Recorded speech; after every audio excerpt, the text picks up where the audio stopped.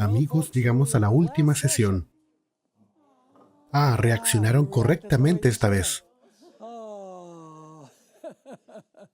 Esta es nuestra sesión número 24, desde el lunes.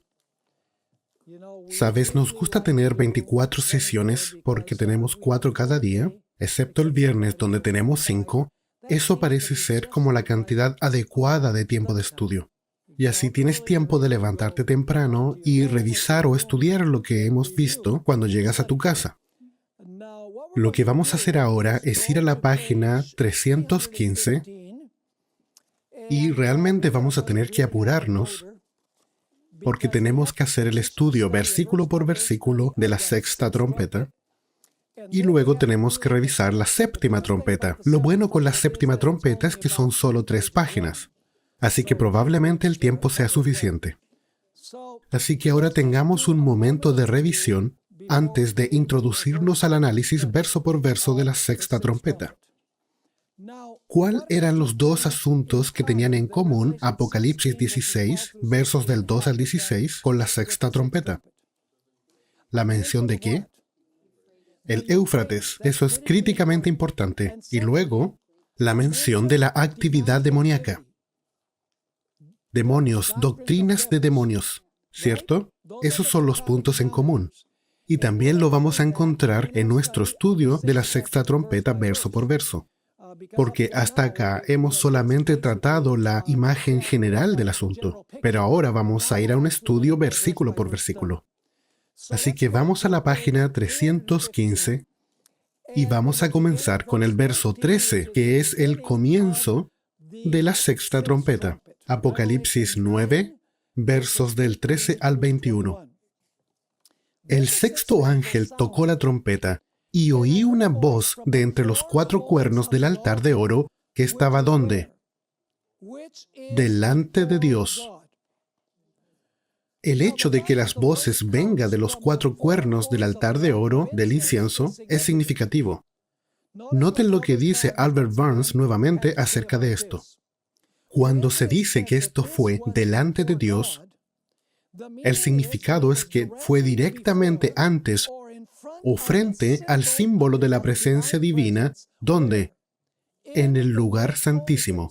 Así que este mueble está orientado al lugar santísimo durante la sexta trompeta, absolutamente. Es obvio que Dios el Padre no es el que está hablando aquí en los 4 cuernos del altar, porque el altar está delante de Dios. La voz viene del altar. Así que el que está parado ahí ministrando en el altar del incienso delante de Dios, presentando las ofrendas de los santos, no es nadie más que ¿quién? Que Jesucristo mismo, nuestro mediador, nuestro intercesor o nuestro representante.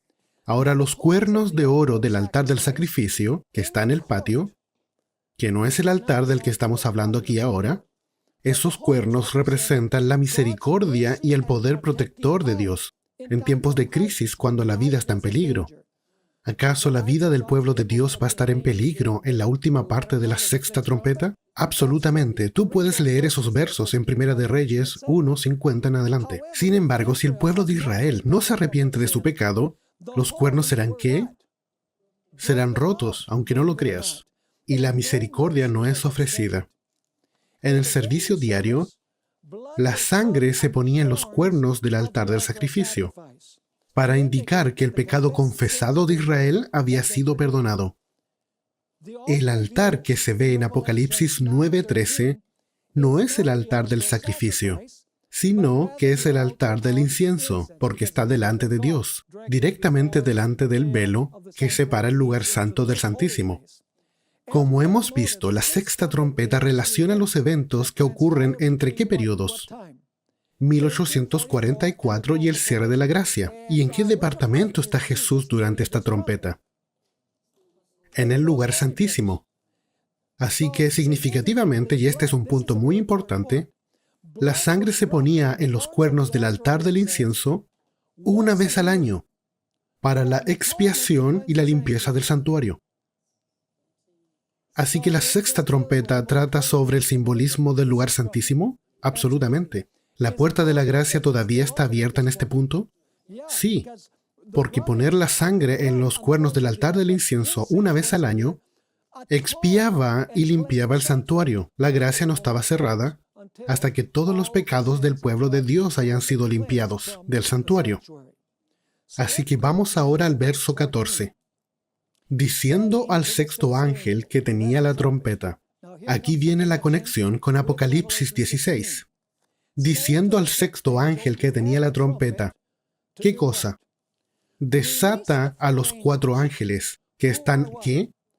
Atados, ¿dónde? Junto al gran río Éufrates. ¿Eso tiene alguna conexión con Apocalipsis 16, versos 12 al 16? La mención del gran río Éufrates. Ahora leamos la nota. Algunos han confundido los 4 ángeles que sujetan los vientos en Apocalipsis 7 del 1 al 4 con los 4 ángeles que causan estragos a la humanidad en las trompetas. Sin embargo, estos ángeles no son buenos ángeles, como los que sujetan los vientos de lucha en Apocalipsis 7, 1 al 4. Estos ángeles malos están esperando que Dios, ¿qué? Los libere. Así ellos pueden causar estragos en la humanidad, como lo veremos en el contexto más adelante. Porque cuando son liberados, ¿qué pasa? Hay un cataclismo en el mundo. No tenemos que entender que solo los 4 ángeles causan la devastación. Porque el número 4, ¿qué representa? Algo universal. Algo de un grado global. Así que la sexta trompeta se aplica ¿dónde? Globalmente. En otras palabras, Satanás y sus ángeles van a todo el mundo para causar estragos, comenzando en 1844, pero especialmente intensificándose a medida que nos aproximamos al cierre de la gracia.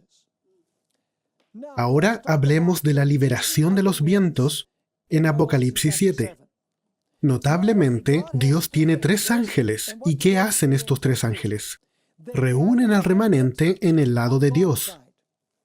Y Satanás también tiene 3 ángeles, ¿cierto? Satanás tiene espíritus inmundos, son ángeles caídos, ¿cierto? Así que Satanás tiene 3 ángeles que reúnen a los impíos en su lado. Este es el vapor o humo de la sexta trompeta. Es la reunión de los impíos y de los santos. Además, tanto Dios como Satanás tienen ¿qué?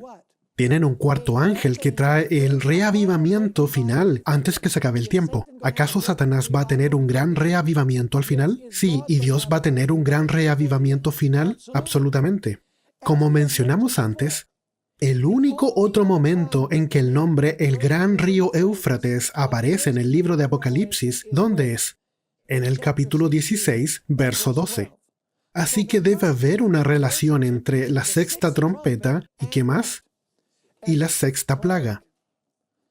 Ya hablamos de eso, ¿cierto? Algunos han intentado buscar una aplicación de la sexta trompeta, y este es un punto importante, al crecimiento fenomenal del Islam radical, debido a la mención del río Éufrates. Ven, están dando una interpretación literal al río Éufrates, que está en Irak. La pregunta que debemos hacernos es esta. ¿Cuál principio hermenéutico o principio de interpretación les permite decir a estos expositores de que el Éufrates en Apocalipsis 9 se refiere a una localización geográfica literal en el Medio Oeste, mientras que el Éufrates en Apocalipsis 16 se refiere a las multitudes de todo el mundo bajo el control de la Babilonia espiritual? Así que ¿por qué en Apocalipsis 9 es el Éufrates literal y por qué en Apocalipsis 16 representa multitudes de naciones, lenguas y pueblos? Esto está después de la cruz. Ambos están después de la cruz. Así que ambos deben ser ¿qué? Ambos deben ser simbólicos, ¿cierto? En resumen, ¿por qué entenderíamos el Éufrates en Apocalipsis 16:12 como simbólico, mientras entendemos que el que está en Apocalipsis 9 es literal, cuando ambos se aplican al mismo periodo en el tiempo del fin? Esa es la sexta trompeta y la sexta plaga.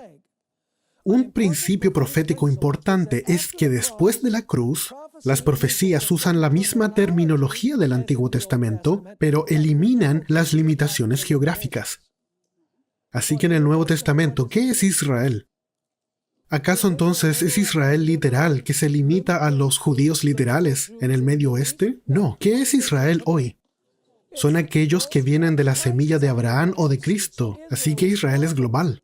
Ese es el principio. Vamos a otro punto ahora. Si estos ángeles malos son liberados, entonces en el pasado estaban ¿cómo? Restringidos.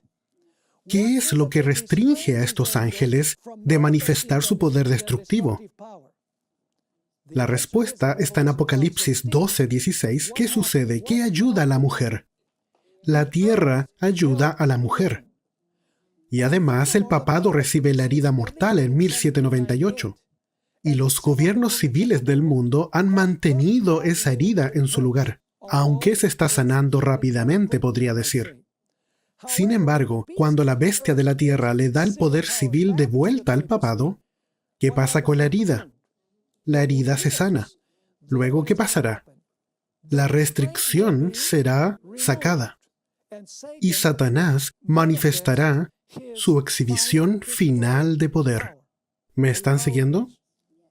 En este contexto, necesitamos entender el significado de 2 de Tesalonicenses 2. Mientras el poder civil del Imperio Romano gobernó, el papado estuvo ¿cómo? Restringido porque ya había quien gobernara, el Imperio Romano. Sin embargo, cuando el poder civil de Roma fue removido por las invasiones bárbaras, ¿qué pasó? El papado fue liberado para causar estragos durante la Edad Media, bajo el liderazgo ¿de quién? De Satanás o el dragón. Noten esta interesante terminología que utiliza el cardenal Henry Edward Manning, que utiliza para describir cuando se remueven las restricciones del papado por el poder civil. Y tengo esto en paréntesis porque es el contexto.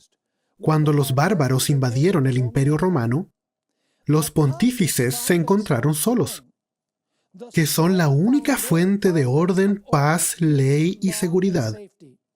Y desde la hora de esta liberación providencial, cuando por intervención divina, ¿qué es lo que cae de las manos del Papa?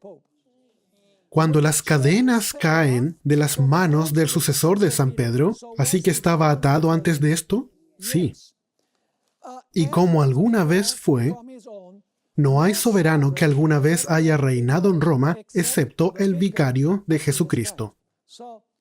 ¿Así que el papado podría haber reinado mientras Roma reinaba? No. ¿Qué necesitaba que pasara? El Imperio Romano debía ser removido, así el papado podría tener poder. Así, cuando la restricción fue removida, el papado fue liberado. ¿Me siguen? Manning agrega esto. El papado esperó hasta que llegara el tiempo en que Dios rompiera sus ataduras. Así que, ¿cómo estaba el papado mientras Roma reinaba? Atado. Pero esperó hasta que llegara el tiempo en que Dios rompiera sus ataduras. ¿Para qué? Para que fuera liberado de la sujeción de los poderes civiles y entronizarlo en la posesión de una soberanía temporal. Sin embargo, la Revolución Francesa y Americana pusieron una restricción sobre el papado una vez más. Gobiernos democráticos, liderados por los principios fundacionales de los Estados Unidos, florecieron en el oeste del mundo. El papado estuvo restringido, o ha estado restringido, ¿por cuánto tiempo? Por sobre 200 años. No totalmente. Vimos que el diablo igualmente manifiesta su poder durante la sexta trompeta, ¿cierto? Pero no se le permite utilizar completamente su poder y controlarlo. Así que el papado ha estado restringido por sobre 200 años. ¿Por qué? Porque los poderes civiles del mundo no le han permitido al papado recuperar su poder perdido. Noten las siguientes palabras de Malachi Martin. ¿Has escuchado hablar de Malachi Martin? Escribió el famoso libro Las llaves de esta sangre. Era jesuita, renunció a ser jesuita porque no le gustó la dirección que estaban tomando. De hecho, tengo 4 artículos que van a salir publicados en Secrets and Seal acerca del asunto de los jesuitas. ¿Qué están haciendo los jesuitas? Y no infiltrando la iglesia adventista, sino infiltrándose en su propia iglesia, la católica romana. Están haciendo algunas cosas impresionantes. Él fue un jesuita y escribió lo siguiente. Por 500 años y más, Roma, está hablando del papado, Roma había mantenido una mano lo más fuerte posible que podía en cada comunidad local del mundo. ¿Qué es lo que ha hecho el papado? Ha mantenido una mano lo más fuerte posible que podía en cada comunidad local en todo el mundo. Y ahora noten lo que declara. En general, y admitiendo algunas excepciones, ese había sido el punto de vista romano. ¿Cuál es el punto de vista romano? Roma manteniendo una mano lo más fuerte posible en cada comunidad local del mundo. Ese es el punto de vista romano. Ahora noten. ¿Qué pasa al final de los 200 años? Él está hablando en 1986 a propósito. Este es el siglo XX. Y dice, en general, y admitiendo algunas excepciones, ese había sido el punto de vista romano hasta... ¿Que 200 años de qué? ¿Qué significa inactividad? ¿Está el papado activo, como estuvo en el pasado, o estaba restringido? ¿Va a ser liberado? De eso está hablando la sexta trompeta. Y dice, después de 200 años de inactividad, que fueron impuestos por las principales potencias seculares del mundo. Comenzó con Francia y ha continuado con todos los poderes seculares del mundo del oeste, porque no le permite nuevamente a la Iglesia usar el Estado para cumplir sus propósitos. Sin embargo, ¿eso cambiará? ¿La restricción se levantará? Por supuesto. Ahora, si la restricción significa que los poderes civiles ya no apoyan más al papado, ¿qué sería liberar al papado de su restricción? ¿Significa que los poderes civiles van a hacer qué? Van a volver a apoyar el papado. La espada que se le había quitado al papado, ahora se le devuelve al papado. ¿Y qué nación va a hacer eso? Los Estados Unidos de América. Vean esta declaración del Gran Conflicto, página 564. Ellen White dice, deróguense las medidas restrictivas impuestas en la actualidad por quién. ¿De alguna forma el papado está restringido? No completamente, pero ¿de alguna forma restringido? Sí. ¿Por qué? ¿Quién impone las restricciones? Deróguense las medidas restrictivas por los gobiernos civiles y ¿qué? Déjese. ¿Es eso liberar al sistema? Sí, déjese a que Roma ¿qué? Recupere. A propósito, tú no puedes recuperar algo que tú nunca has tenido.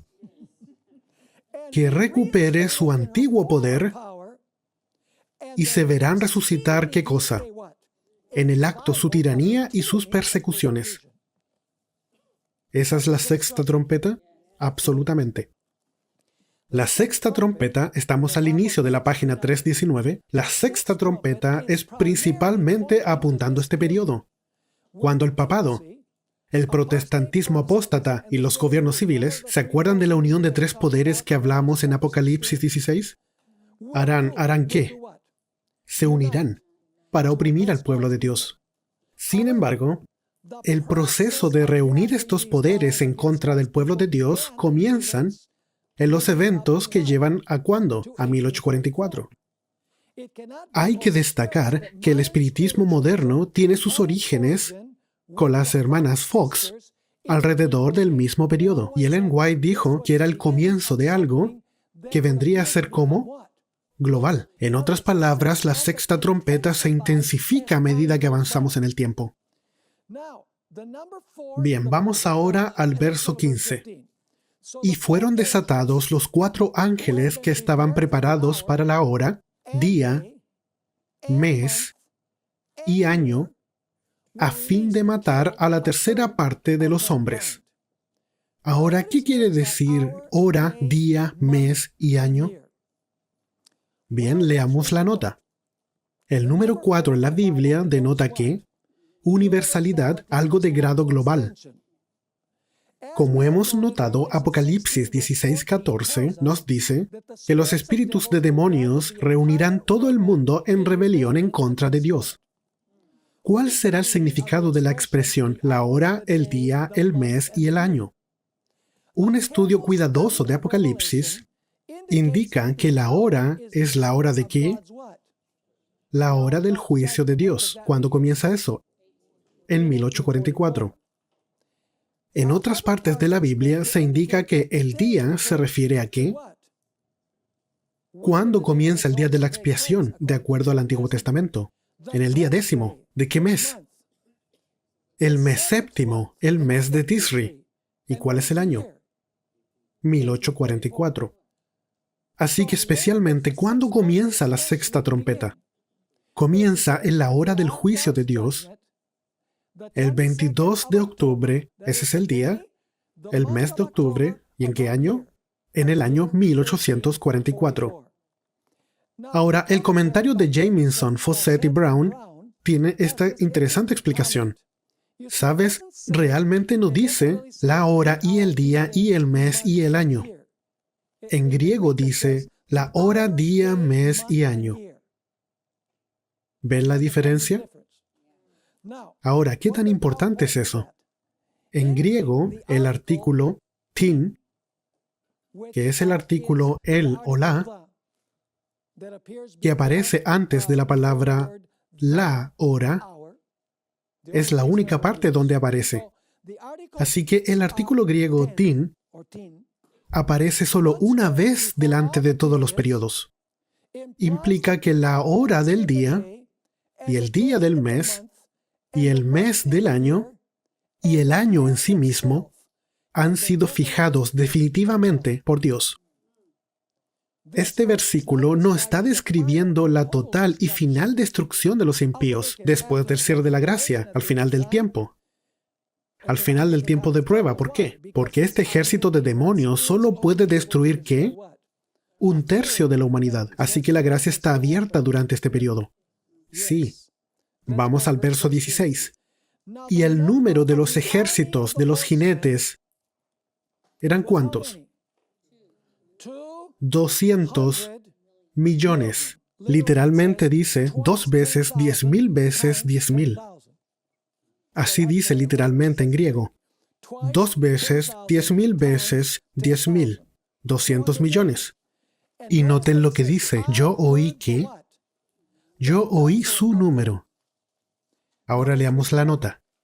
El número del enemigo es ¿cómo? Gigante. En comparación a los 144,000 de Apocalipsis 7:4. Estos son los únicos 2 versos en Apocalipsis donde Juan utiliza la expresión y oí el número. Así que ¿deberían estar relacionados? Absolutamente.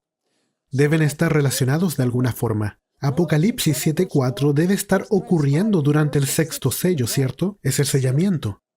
Así que la gracia no se ha cerrado mientras esté sellando. Y Apocalipsis 9:16 está ocurriendo durante ¿qué periodo? De la sexta trompeta. Noten ahora cómo Ellen White contrasta el número de los seguidores de Dios con los de Satanás. La iglesia remanente será puesta en grandes pruebas y dificultades. Los que obedecen los mandamientos de Dios y tienen la fe de Jesús experimentarán la ira del dragón y de sus huestes. ¿Satanás qué? Satanás considera o numera que los habitantes del mundo son súbditos suyos. ¿Qué número? 200 millones. Y ha obtenido el control sobre las iglesias apóstatas. Pero hay un ¿qué? Un pequeño grupo que resiste su supremacía. Si pudiera borrarlos de la faz de la tierra, su triunfo sería ¿cómo?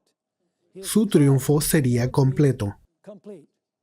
Así que hay un contraste de un tremendo ejército y un pequeño remanente. Y tú puedes imaginar quién ganará. El gran ejército, los 200 millones. Ahora noten el verso 17. Y así en visión vi los caballos y sus jinetes. Así que los caballos tienen ¿qué? Tienen jinetes.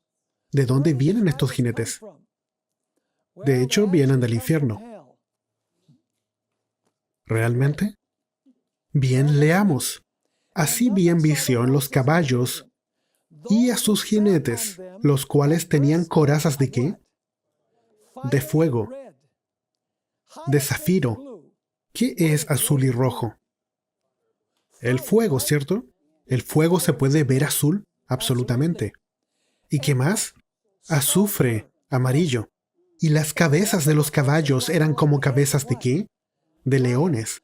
¿Se describe a los ángeles de Satanás como leones por el espíritu de profecía? ¿Es Satanás un león? ¿Quién es el líder de esta hueste? Satanás es el líder de esta hueste. Así que dice, así vi en visión los caballos y sus jinetes, los cuales tenían corazas de fuego, de zafiro y de azufre. Y las cabezas de los caballos eran como cabezas de leones, y de su boca salía ¿qué? Fuego, humo y azufre. Este es un ejército que viene ¿de dónde? Del infierno. ¿Está hablando de un buen ejército o de un mal ejército? Está hablando de un ejército de malos. ¿Y quién es el líder de este ejército? Satanás. ¿Es un tremendo ejército? Mucho más grande que el pueblo de Dios, absolutamente. Este ejército claramente viene o se levanta figurativamente del infierno.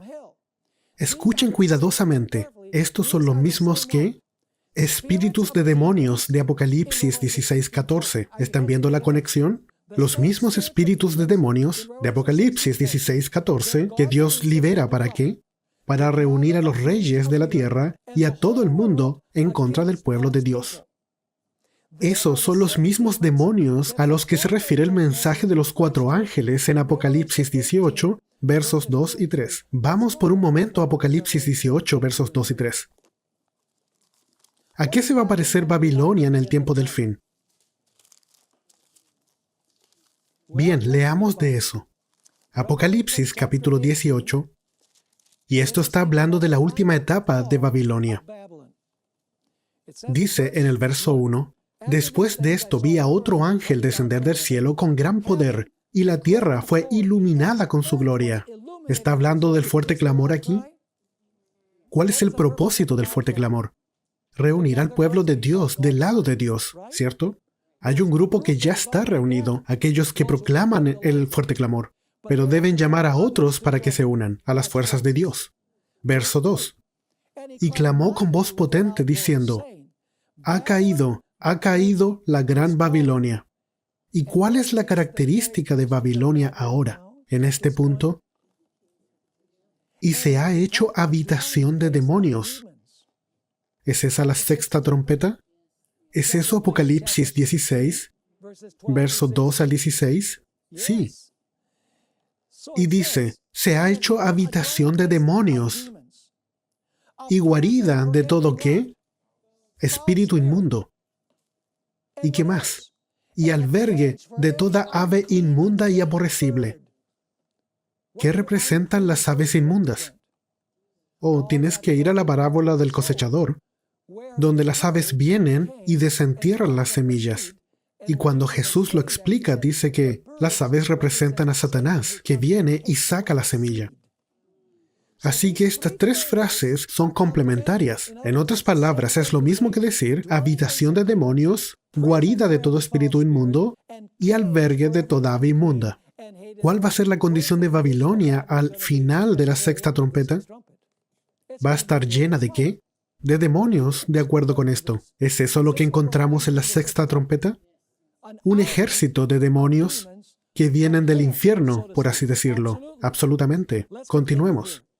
Claramente tenemos aquí un retrato de Satanás y de los impíos, que siempre se describen en el contexto del lago de fuego. El fuego y el humo que sale de las bocas de los caballos, porque de los caballos sale humo, ¿cierto? Nos recuerda la historia de ¿qué criatura? Del Leviatán. Me gustaría tener una hora para hablar del Leviatán. La historia del Leviatán en el libro de Job, donde él tiene fuego y humo saliendo de su boca. ¿Y a quién representa el Leviatán? Representa a Satanás. Porque en Isaías 27:1, el Leviatán es llamado la serpiente y el dragón. Y en Job, capítulo 1, es llamado Satanás. Así que el Leviatán tiene los mismos nombres que Satanás tiene en el libro de Apocalipsis.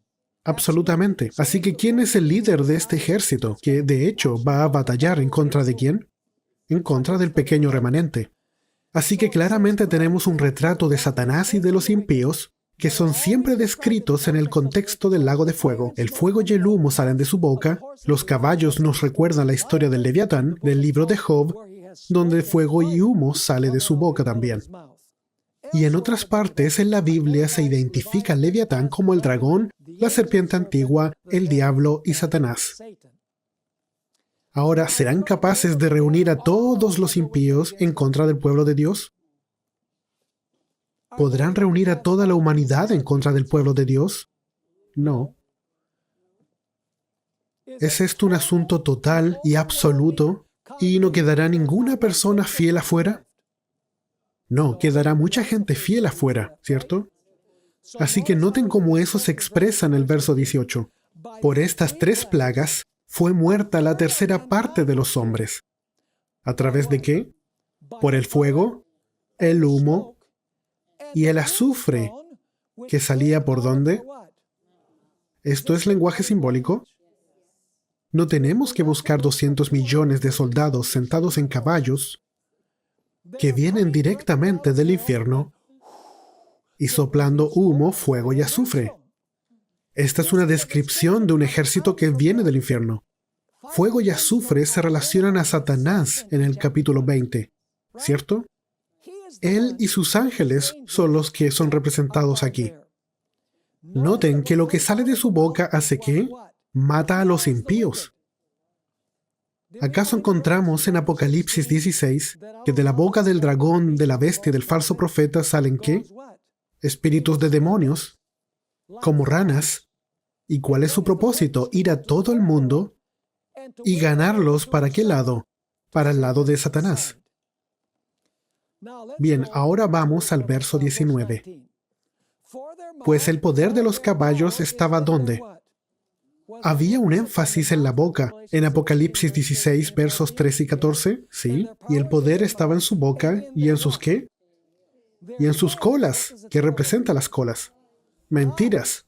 Porque sus colas semejantes aquí son colas ondeadas, como serpientes. ¿Y de dónde viene este ejército? ¿Qué representa este ejército? Son espíritus de demonios que están haciendo su trabajo durante el periodo de la sexta trompeta. Y dice que su poder está en su boca y en sus colas, porque sus colas son semejantes a serpientes. Tenían cabezas y con ellas ¿hacen qué? Con ellas dañaban. ¿Cómo Satanás daña a la gente? Por lo que sale de su boca. ¿Y qué es lo que sale de su boca? Mentiras, eso es correcto. Los caballos tenían bocas como ¿qué? Como leones. En otras partes en la Biblia, Babilonia es retratada como un león devorador, como su rey, Nabucodonosor.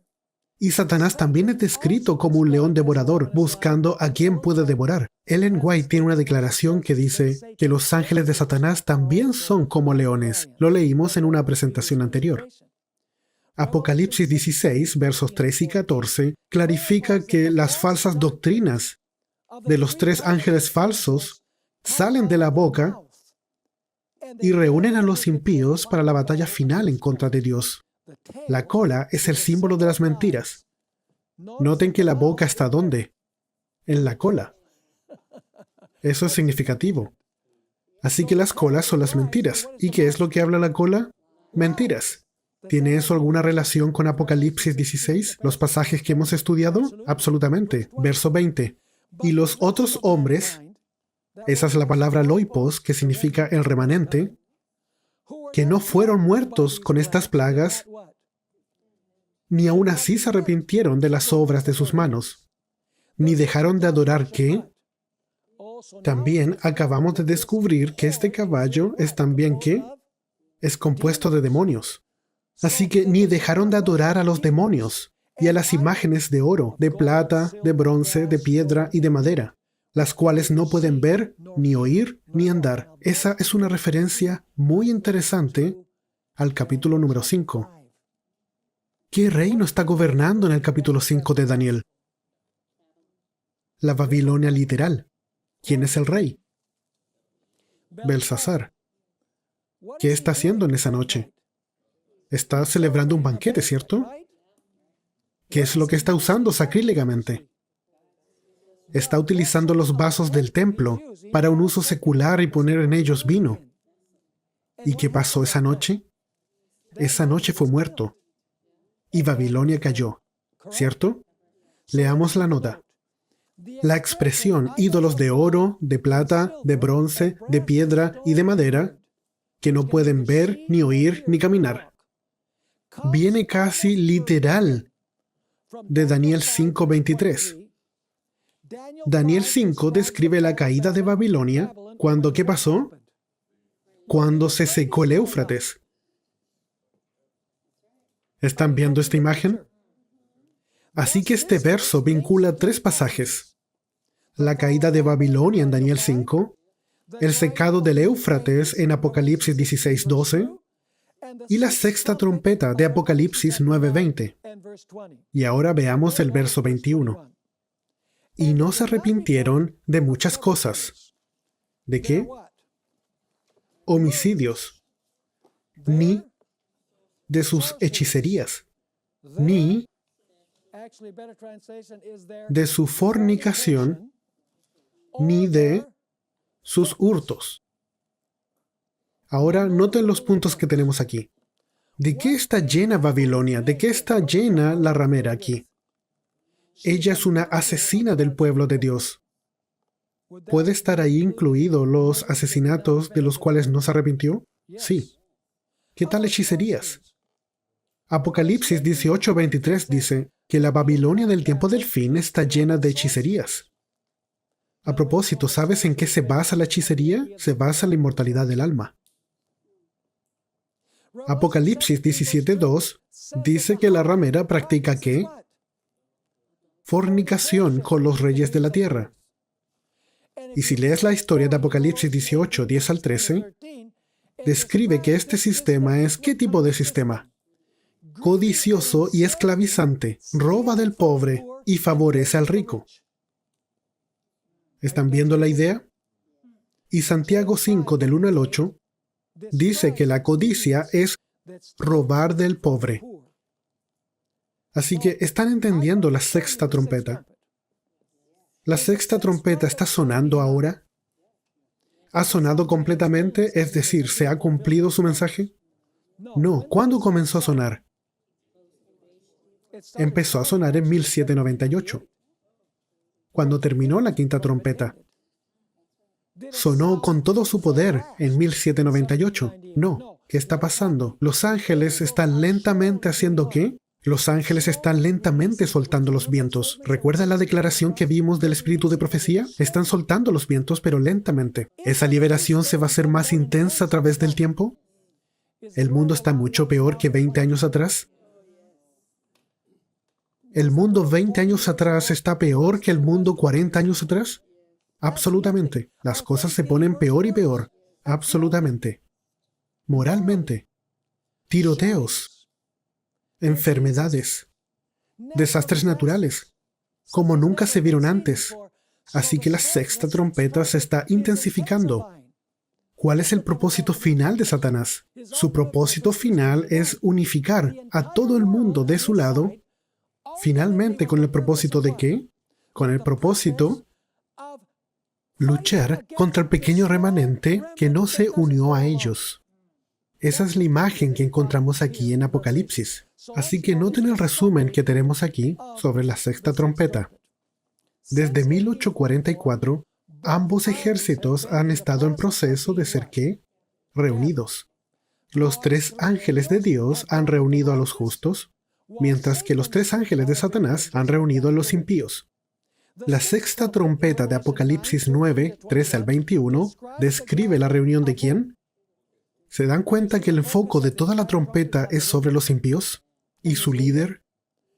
Así que la sexta trompeta de Apocalipsis 9 describe la reunión de los impíos para la batalla. ¿Y dónde encontramos la reunión de los justos para el mismo periodo? Cuando el pequeño libro se abre, ¿cierto? Apocalipsis 10 describe la reunión de los justos en el lado de Dios.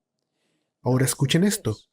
Los únicos tres lugares en Apocalipsis donde la palabra demonios aparece es en Apocalipsis 16, 14, Apocalipsis 9, verso 20, que es la sexta trompeta, y Apocalipsis 18, del 1 al 5, que habla del fuerte clamor al final de la sexta trompeta. ¿Están estos pasajes relacionados? Sí. Además, los únicos lugares donde el río Éufrates aparece es Apocalipsis 9 y Apocalipsis 16. Por lo tanto, sabemos que hay un vínculo entre estos dos pasajes.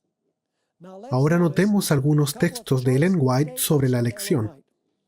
Satanás ha estado preparándose desde hace tiempo para su último esfuerzo para engaitar al mundo. ¿Así que el diablo se ha estado preparando? Por supuesto. El cimiento de su obra lo puso en la afirmación que hiciera Eva en el Edén: de seguro no moriréis. Así que, ¿cuál es esta primera mentira que va a utilizar como la última mentira para reunir a los impíos? De seguro que no moriréis. ¿Ese es el fundamento de qué? Del espiritismo. A propósito, también está entrando en nuestra iglesia por cosas como la oración contemplativa y la formación espiritual y las ideas panteístas.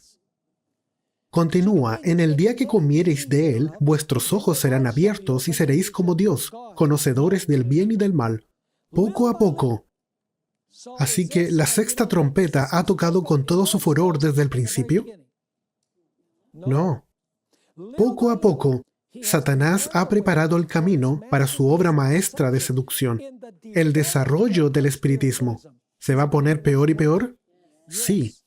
Hasta ahora no ha logrado realizar completamente sus designios, pero lo conseguirá en el poco tiempo que nos separa del fin. ¿Estaremos aún en la sexta trompeta, en la última parte del tiempo? Sí, dice el profeta. ¿Y ahora qué va a citar ella? Apocalipsis 16. Dice: y vi 3 espíritus inmundos como ranas. ¿Son espíritus de qué? De demonios. ¿Acaso este ejército del infierno es un ejército espiritista? Sí. Y vi 3 espíritus inmundos como ranas, son espíritus de demonios, que obran prodigios, los cuales salen a los reyes de todo el mundo habitado a juntarlos para la guerra del gran día del Dios Todopoderoso. Todos, menos los que estén protegidos por el poder de Dios y la fe de su palabra, se verán envueltos en ese engaño. Impresionante. Vamos a saltarnos la siguiente declaración y vamos a ir a la declaración más larga que está abajo. Abajo en la página 323, esta es muy importante. ¿Fue predicado el mensaje de los ángeles primero y segundo en 1844? ¿Se predicó el mensaje de que Babilonia había caído en 1844? Sí. ¿Cuál fue la Babilonia que cayó en 1844? No fue el papado, porque el papado cayó en 1798. ¿A qué se está refiriendo Apocalipsis 14:8 cuando los mileritas predicaron que Babilonia había caído? Está hablando de las denominaciones protestantes. ¿Esa era la forma final de Babilonia? No. Escuchen esta declaración. Estos versículos, ella está hablando de Apocalipsis 18, versos 2 y 3. Estos versículos señalan un tiempo en el porvenir, cuando el anuncio de la caída de Babilonia, tal cual fue hecho por el segundo ángel de Apocalipsis 14:8, se repetirá, con la mención adicional de las corrupciones que han estado introduciéndose en las diversas organizaciones religiosas que constituyen Babilonia, desde que ese mensaje fue proclamado por primera vez durante el verano de 1844. Así que, ¿cuál era el mensaje de la caída de Babilonia en 1844? ¿Qué es lo que dice Apocalipsis 18? Dice: hay cosas adicionales de las cuales Babilonia es culpable. Así que ese es el fuerte clamor. Y luego ella describe la condición de Babilonia al final. Se describe aquí la terrible condición en que se encuentra el mundo religioso. Ya leímos las 3 frases. Llena de demonios, toda ave inmunda, etc. Cada vez que la gente rechace la verdad, habrá mayor ¿qué? Confusión en su mente y más terquedad en su corazón, hasta que se hunda en temeraria incredulidad. Esa es la porción final de la sexta trompeta a propósito. En su desafío a las amonestaciones de Dios, seguirá pisoteando uno de los preceptos del Decálogo hasta que sea inducida a perseguir a los que lo consideran sagrado. Se desprecia a Cristo cuando se manifiesta desdén hacia su palabra y hacia su pueblo. Ahora escuchen cuidadosamente. Conforme vayan siendo aceptadas las enseñanzas del espiritismo en las iglesias, ¿qué pasará? Así que les pregunto, ¿hay algún tipo de restricción sobre las enseñanzas del espiritismo ahora mismo? Sí. Conforme vayan siendo aceptadas las enseñanzas del espiritismo en las iglesias, irán desapareciendo las vallas impuestas al corazón carnal. Los ángeles del Éufrates van a ser liberados. Sí, absolutamente. Ella continúa. Y la religión se convertirá en un manto para cubrir las más bajas iniquidades. La creencia en las manifestaciones espiritistas, eso es espiritismo a propósito, abre el campo a los espíritus seductores y a las doctrinas de demonios. Y de este modo se dejarán ¿qué? Sentir en las iglesias las influencias de los ángeles malos. ¿Tienen ahora una mejor imagen de la sexta trompeta? Noten señales de los tiempos. 28 de mayo, 1894. El espiritismo está por cautivar ¿qué? El mundo. ¿Pasa eso cuando los espíritus de demonio van a reunir a los reyes y a la gente de todo el mundo para tener al mundo cautivo? Sí. Hay muchos que piensan que el espiritismo se mantiene gracias a trucos e imposturas. Pero esto dista mucho de la verdad. Un poder sobrehumano está trabajando en una diversidad de formas y pocos tienen siquiera idea de lo que serán las manifestaciones del espiritismo en el futuro. Va a ser mucho peor. Sí. El fundamento para el éxito del espiritismo ha sido puesto en las aserciones hechas desde los púlpitos de nuestro país. Los ministros han proclamado como doctrinas bíblicas falsedades. ¿Es esto lo que sale de la boca? ¿Del dragón? ¿Sí? ¿La bestia, el papado? ¿El falso profeta? ¿El protestantismo apóstata? Sí. Los ministros han proclamado como doctrinas bíblicas falsedades que se habían originado con el archiengañador. La doctrina de la perduración de la vida consciente después de la muerte, de los espíritus de los muertos en comunicación con los vivos, no tiene fundamento en las Escrituras, y sin embargo esas teorías son afirmadas como verdad. Mediante esta doctrina falsa se ha abierto el camino para que los espíritus de demonios engañen a la gente al presentarse a sí mismos como los muertos. ¿Ven aquí el énfasis en agencias satánicas, espíritus de demonios y cosas así? ¿Es eso lo que trata la sexta trompeta? Absolutamente. Los instrumentos satánicos hacen que personifican a los muertos y en esa forma llevan cautivas a las almas. Satanás tiene una religión, tiene una sinagoga y adoradores devotos. Para llenar las filas de sus devotos, utiliza toda clase de ¿qué? Toda clase de engaños. Así que vamos ahora a la séptima trompeta. Ustedes pueden leer las últimas declaraciones, creo que leímos suficiente por hoy para que tengan una imagen sobre la sexta trompeta. ¿Están entendiendo la sexta trompeta? Muy bien. Vamos ahora a la página 325. ¿Cuál es la séptima trompeta? Cuando la séptima trompeta suena, ¿la gracia se cierra? ¿Ha pasado el tiempo de prueba? Sí. ¿Cuál es la séptima trompeta? Es la segunda venida de Cristo para tomar posesión del reino, el cual recibió en el cielo en el juicio. ¿Me siguen? Ahora leamos el pasaje Apocalipsis 11 del 15 al 17. El séptimo ángel tocó la trompeta y hubo grandes voces en el cielo, que decían, los reinos del mundo ¿han qué? Han venido. ¿Es este el tercer ay? ¿Es un ay sobre quién? Sobre los impíos, oh sí. Los reinos de este mundo han venido a ser de nuestro Señor y de su Cristo, y Él reinará por los siglos de los siglos. Y los 24 ancianos que estaban sentados delante de Dios en sus tronos, se postraron sobre sus rostros y adoraron a Dios, diciendo, te damos gracias, Señor Dios Todopoderoso, el que eres y que eras y que has de venir. ¿Por qué? Porque has ¿qué? Tomado tu gran poder y has reinado. Así que Cristo toma posesión del reino en la séptima trompeta. Absolutamente. La gracia se cierra cuando la séptima trompeta está ¿qué? Está por sonar. En ese momento, ¿qué recibirá Jesús de su Padre? El reino. ¿Cuál es su reino? Su pueblo. El reino no es geográfico. El reino es el pueblo del reino. ¿Qué determina que sea del pueblo del reino? el juicio que demuestra si son realmente pueblo del reino o no. Así que eso es lo que Jesús recibe. ¿Dónde recibe el reino? Con el Padre en el cielo, cuando el juicio concluye. Luego vendrá. El tiempo de prueba sobrevendrá, seguido por el tocar de la séptima trompeta, cuando Jesús venga para llevar su pueblo a casa. El gran conflicto 301. En torno de su venida se agrupan las glorias de la restauración de todas las cosas, de la cual habló Dios por boca de sus santos profetas, que ha venido desde la antigüedad. Entonces será quebrantado el poder del mal que tanto tiempo duró. Y luego Ellen White va a citar la séptima trompeta. Entonces será quebrantado el poder del mal que tanto tiempo duró. El reino del mundo vendrá a ser el reino de nuestro Señor y de su Cristo, y Él reinará para siempre jamás.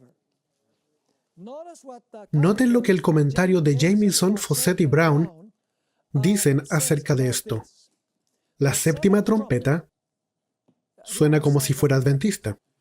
La séptima trompeta, o ellos suenan como adventistas porque eran 3 autores. La séptima trompeta como el séptimo sello y la séptima copa, que es la última, ocurren de manera diferente que las 6 primeras. No describen consecuencias en la tierra, sino en el cielo. Las grandes voces y acción de gracias de los 24 ancianos en el cielo, como la media hora de silencio en el cielo, en el séptimo sello, y la voz del templo en el cielo diciendo, hecho está, en la séptima copa. Así, los 7 sellos, las 7 trompetas y las 7 copas no son consecutivas, sino paralelas. ¿Eso es lo que cree el adventismo? ¿Que los sellos y las trompetas son consecutivas? No consecutivas, sino que paralelas. Terminan en el mismo punto, pero desde distintos puntos de vista, puntos distintivos. Así que cada serie te da la misma cronología, pero con diferentes puntos de vista.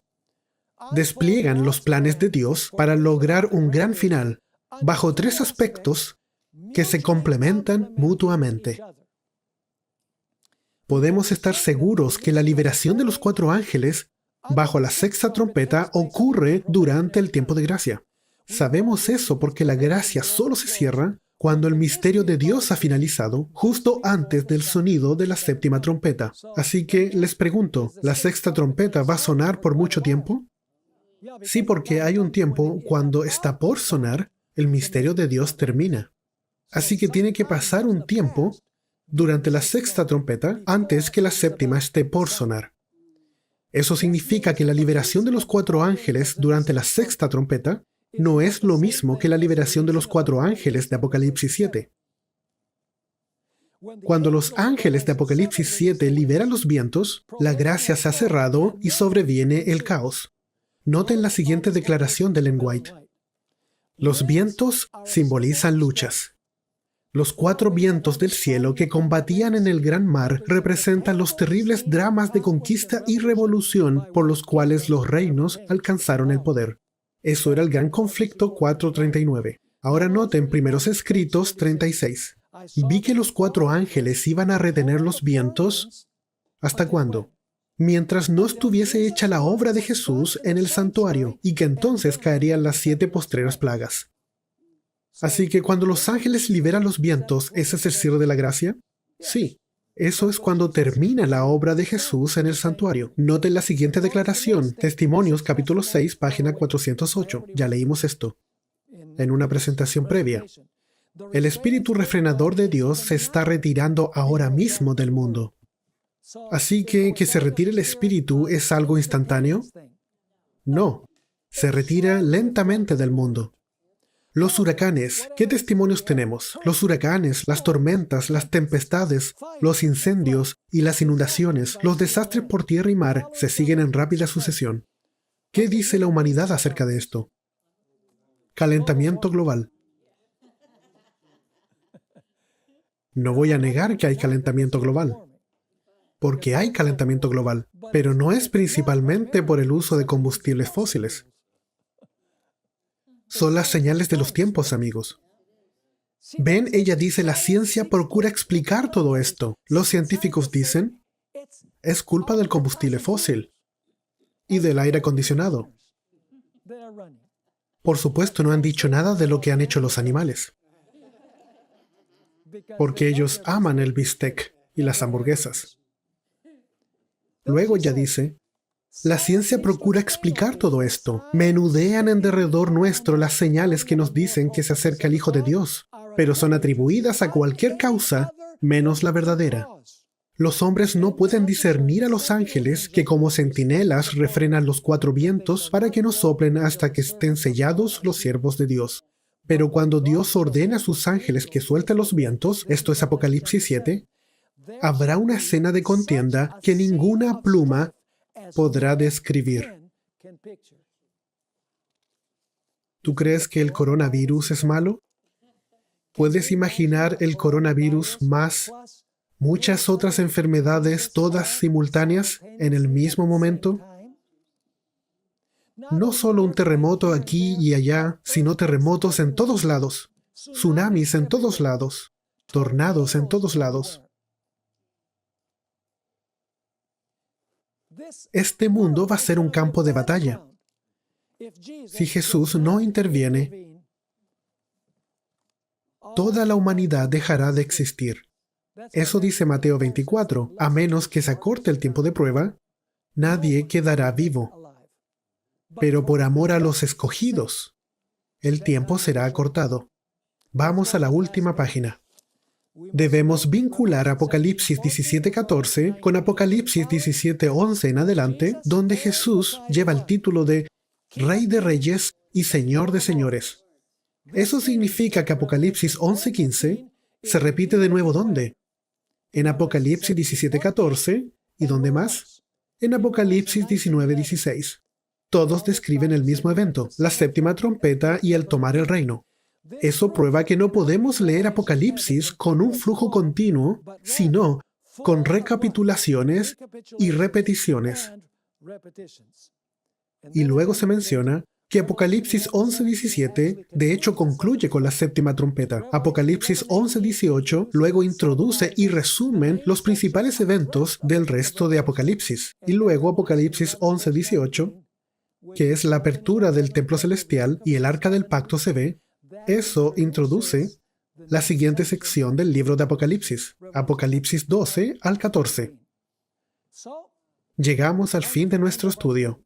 Puede que no hayan entendido todos los pequeños detalles, es por eso que está escrito. Así que se pueden llevar las notas de estudio a la casa y revisarlo y estudiarlo de nuevo, y estoy seguro que mientras estudian verán que esta es la correcta interpretación de las trompetas.